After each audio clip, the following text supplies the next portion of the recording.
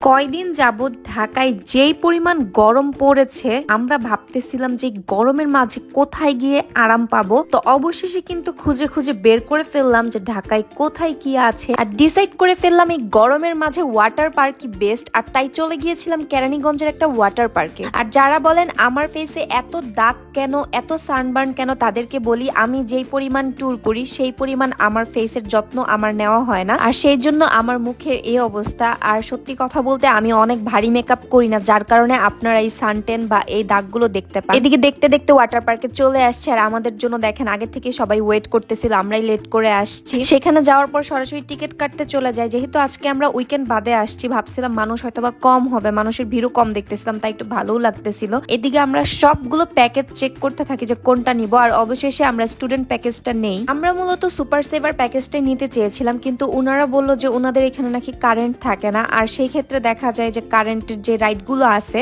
সেগুলোই আমরা চড়তে পারবো না। তো আমাদেরই লস কি আর করার, অবশেষে স্টুডেন্ট প্যাকেজ নেই। এই প্যাকেজে কেবল ওয়াটার রাইড গুলো ছিল। যাই হোক, এখানে কিন্তু টিকিট প্রাইস দেওয়া আছে 600 টাকা, কিন্তু ওনারা আমাদের থেকে 750 টাকা করে নিয়েছে। পার্কে ঢুকেই প্রথমে সবকিছু দেখতেছিলাম। পার্কটা খুবই সাজানো গুছানো আর সুন্দর। এদিকে অনেকগুলো রাইডও আছে যেগুলো আপাতত অফ আছে যেহেতু কারেন্ট নেই। এরপর আমরা সরাসরি চলে যাই ওয়াটার পার্কে, যেটার জন্য মূলত আমাদের এখানে আসা। ওয়াটার পার্কটা কিন্তু খুবই সুন্দর, একদম বিদেশের মতো লাগতেছে। তো আমি গিয়ে দেখি যে সবাই এখানে গোসল করতেছে। এটা হচ্ছে ওয়েব পুল, এখানে গান চলতেছে। গরমের মাঝে এর থেকে শান্তি আর কি হইতে পারে বলেন। এখানে বড় ছোট সবাই এত বেশি মজা করতেছে, কেউ কারোর দিকে তাকাচ্ছে না, যে যার যার মতো আনন্দ করতেছে। সবার এত মজা দেখে আর নিজেকে আটকে রাখতে পারলাম না, তাই কয়েকটা শট নিয়ে সরাসরি নেমে যাই আমি গোসল করতে। আমি কিন্তু ওয়াটার স্লাইডার থেকে শুরু করে প্রত্যেকটা ছোট বড় রাইডে উঠেছি, আর স্লাইডার থেকে পড়ে গিয়ে কতবার যে পানি খেয়েছি তার কোনো হিসাব নেই। এদিকে একটা পুল দেখে আমি সরাসরি নেমে যাই সাঁতার কাটতে। আমি কিন্তু মোটেও সাঁতার পারি না। এদিকে একটা টিউব নেই সাঁতার শিখার জন্য, আর দেখেন আমি আপু কি করতেছে আমার সাথে, মানে আমাকে টিউবে উঠতে দিবে না। যাই হোক, অনেক আনন্দ করার পর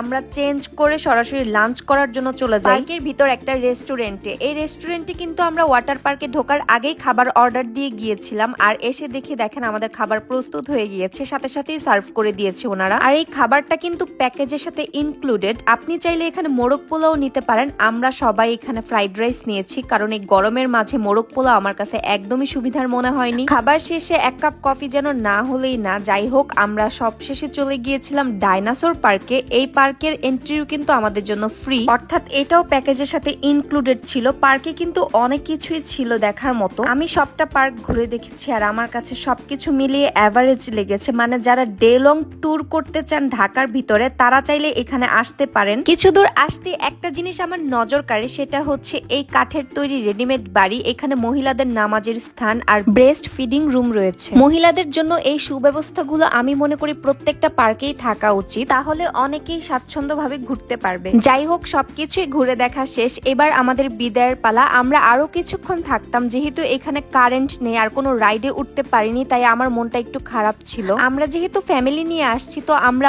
অনেক মজা করেছি, আর সেই সুন্দর স্মৃতিগুলো নিয়েই আজকে আমরা বিদায় নিচ্ছি এই পার্ক থেকে। ঢাকার আশেপাশে আরো এরকম সুন্দর সুন্দর জায়গা ভ্রমণের অভিজ্ঞতা আপনাদের সাথে শেয়ার করব। সবাই ভালো থাকবেন। আসসালামু আলাইকুম।